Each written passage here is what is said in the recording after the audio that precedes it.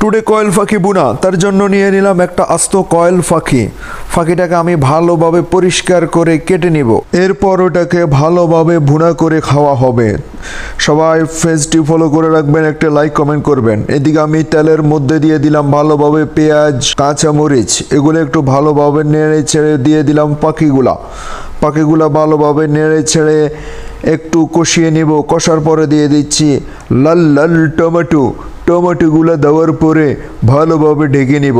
এরপরে আমি দিয়ে দিচ্ছি কিছু মশলাগুলো ভালোভাবে নেড়ে ছেড়ে দিয়ে দিলাম হলুদের গুঁড়া, এখন দিয়ে দিব ধনিয়ার গুঁড়া, এরপরেই দিয়ে দিব জিরার গুঁড়া, এরপরে মরিচের গুঁড়া দিয়ে ভালোভাবে এগুলাকে নেড়ে ছেড়ে নিতে হবে।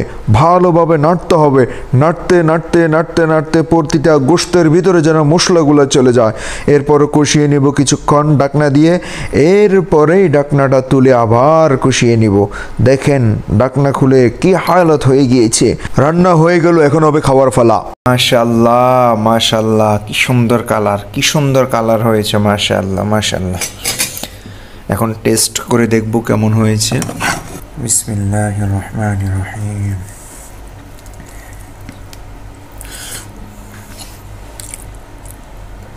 মাশাআল্লাহ আলহামদুলিল্লাহ।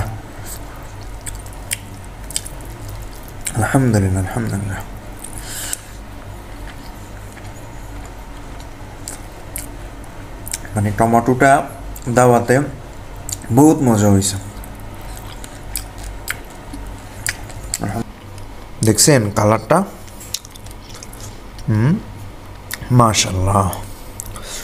মাশাআল্লাহ কালার।